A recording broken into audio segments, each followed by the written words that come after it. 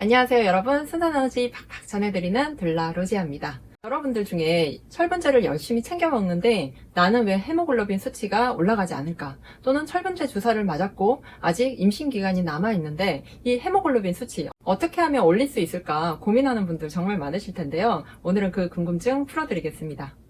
여러분, 우리가 임신을 하면 혈액량이 굉장히 늘어나죠. 막달에는 평균적으로 임신 전보다 혈액량이 1.5리터까지 늘어나는데요. 이렇게 혈액량이 늘어나다 보니 혈액 속에 있는 적혈구 양이 이 늘어나는 혈액량만큼 같이 늘어나지 않으면 혈액 속에 있는 적혈구의 농도가 어때요? 묽어지겠죠. 이럴 때 우리가 흔히 부르는 빈혈이 일어나는데요. 바로 철결핍성 빈혈입니다.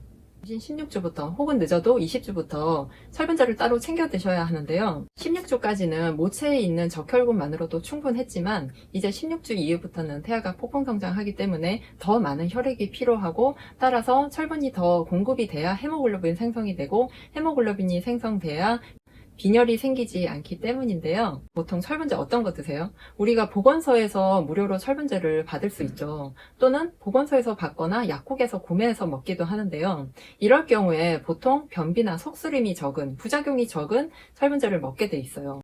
그런데 이런 변비나 속쓰림과 같은 부작용이 적은 철분제는 그만큼 철분의 함량이 낮을 수가 있어요. 철분의 함량이 낮지 않다면 철분의 흡수율이 낮거나 생체 이용률이 낮을 수가 있는데요. 이런 경우라 하더라도 헤모글로빈 수치가 괜찮으면 문제가 없는데, 만약에 헤모글로빈 수치가 낮다면 어떤 철분제로 갈아타야 될지 굉장히 고민이 많으실 거예요. 그래서 바로 철분제 공부가 필요한데요. 철분제는 크게 나눠서 햄철, 비햄철 이렇게 나눠져요. 비햄철은 흡수율이 한 10% 정도 되고요.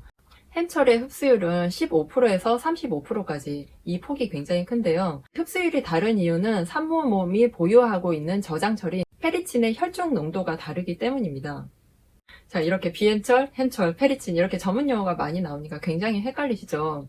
그렇다면 나에게 맞는 철분제는 어떻게 고를까? 이러한 것들은 여러분이 지금 다니시는 단골 약국 있죠? 거기에 가셔서 약사와 함께 상담하시는 게 가장 좋습니다. 헤모글로빈 수치가 낮을 때 철분제의 양을 좀 더 늘리거나 아니면 철분 주사를 맞기도 하는데, 물론 약을 늘리는 것보다 철분 주사를 맞는 편이 더 빠르긴 해요.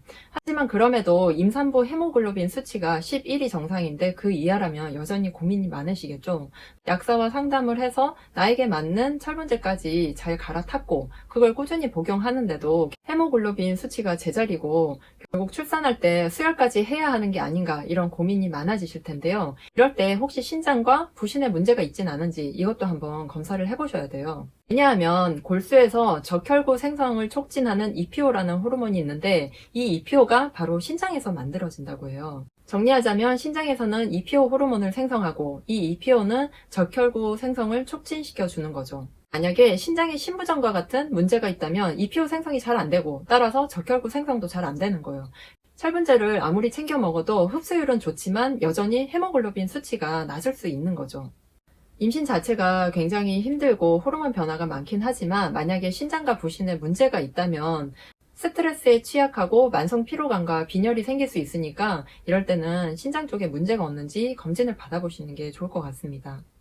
두 번째로 장내 환경을 의심해 보셔야 되는데요. 흡수율이 좋은 철분제를 먹고 있지만 기대하는 만큼 헤모글로빈 수치가 오르지 않는다면, 또 여러분들이 평소에 이제 설사를 하거나 장이 좀 예민한 편이다 싶으시면 이때 철분제를 드시는 것과 동시에 유산균을 반드시 챙겨 드셔야 돼요. 유산균을 챙겨 드시면 철분제 부작용 중에 하나인 변비를 막을 수도 있지만 마찬가지로 또 철분제 흡수율도 높이실 수 있으니까 여러분 철분제 드시면서 꼭 유산균도 함께 챙겨 드셨으면 좋겠습니다. 세 번째로 철분제 섭취 방법이 올바른지 반드시 챙겨보셔야 돼요. 여러분들이 철분제를 드실 때 비타민C와 함께 먹으면 흡수율이 높아진다는 걸 누구나 알고 있죠. 그래서 흔히들 철분제를 오렌지 주스와 함께 드시는데요. 사실 오렌지 주스는 좀 당도가 높은 비타민C죠. 얼마 전 유튜브 댓글에 저는 임당 산모인데 철분제를 오렌지 주스와 함께 먹어도 되나요? 라고 글을 올리셨더라고요. 그래서 오렌지 주스가 비타민C가 많으니 함께 드셔도 좋지만 그건 당도가 높으니 저는 비타민C 분말과 함께 드시길 권장드립니다. 라고 썼어요. 그래서 임산부가 먹을 수 있는 비타민C 메가도스를 하지 않는다면 하루에 1g이나 2g 정도를 드셔도 되고, 비타민C 같은 경우는 방광기를 거치기 때문에 한 2g까지 드셔도 전혀 상관없고요. 수용성이기 때문에 과하면 몸에서 빠져나가고 2g 정도는 전혀 상관이 없습니다. 공복에 철분제와 함께 비타민C 분말 한 1, 2g 정도 같이 물과 함께 드시면 좋을 것 같아요. 이렇게 철분제 흡수를 도와주는 비타민C도 있지만 철분제 흡수를 방해하는 요소들도 있어요. 제품이나 커피, 차 이러한 것들도 철분제 흡수를 방해하는데요. 디카페인 커피니까 괜찮겠지 하고 드시겠지만 철분제 흡수를 방해하는 건 마찬가지예요. 특히 디카페인 커피뿐만 아니라 허브티나 홍차, 녹차도 마찬가지인데요. 그러면 내가 철분제를 먹고 있는데 헤모글로빈 수치가 낮을 때 나는 커피도 끊고 차도 마시면 안 되냐? 이건 아니에요. 다른 시간대에 드시면 돼요. 그래서 우리가 철분제도 먹지만 음식에서도 철분이 들어가 있는 음식을 먹는데 만약에 식후에 커피나 허브티나 홍차 이런 녹차 같은 걸 드시게 되면 음식에 있는 철분 흡수를 방해하기 때문에 반드시 차를 식후가 아닌 언제? 식간에 드시는 게 중요합니다.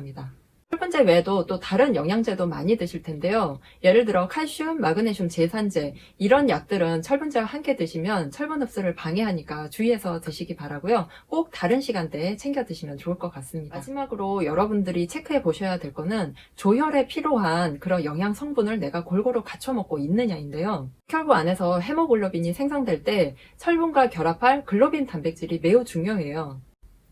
아미노산이나 단백질 섭취가 충분하셔야 되는데 조혈 비타민에 해당하는 B9과 B12 이런 게 필요하죠. 임신을 준비하면서 엽산을 드시고 또 임신 초기 3개월 동안 엽산을 드시는데 그럼 엽산을 3개월 이후에도 먹어야 되나요? 라고 물어보시는 분들이 있어요. 근데 엽산은 비타민 B군의 하나이기 때문에 엽산을 임신 초기 3개월까지만 드시고 엽산을 다 드신 후에는 임신 4개월부터는 비타민 B군을 사실 별도로 챙겨 드시는 게 좋아요.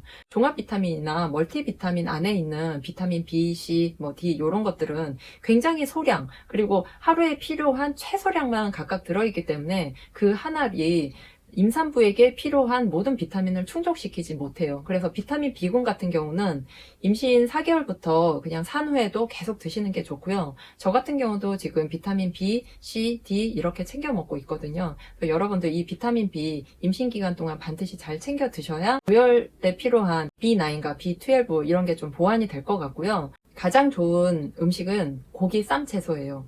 고기 드시면서 거기에 고기 드시면서 쌈채소와 함께 드시고 거기에 이제 된장이나 이런 걸 같이 드시면 비타민 B군 흡수도 도와주고 비타민 B군 자체도 또 거기에 해당되기 때문에 여러분 고기, 쌈채소 이런 거 하루에 한 끼 정도 꼭 챙겨주시면 좋을 것 같습니다. 지금까지 말씀드린 내용 정리해보자면 철분제를 먹어도 나는 헤모글로빈 수치가 계속 오르지 않는다 이러면 지금 먹는 철분제가 나에게 적합한지 다시 한번 따져보시고 그리고 철분 함량이나 또 흡수율이 낮다면 내가 다니는 약국의 약사와 함께 상의를 해서 철분제를 일단 바꿔보시고요. 신장과 부신에 문제가 없는지 검진 꼭 받아보시고 그리고 내가 영양소 중에 비타민 B군이 들어간 음식을 잘 챙겨 먹고 있는지 또 더불어서 비타민 B군도 챙겨 드시면 좋을 것 같고요.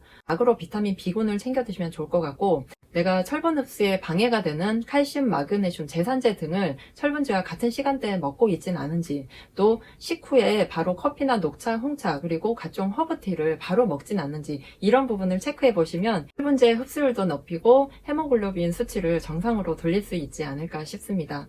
여러분 오늘 영상 도움이 되셨다면 좋아요, 구독하기, 알림 잊지 마시고요. 저는 다음 시간에 모유수유 관련 영상으로 인사드릴게요.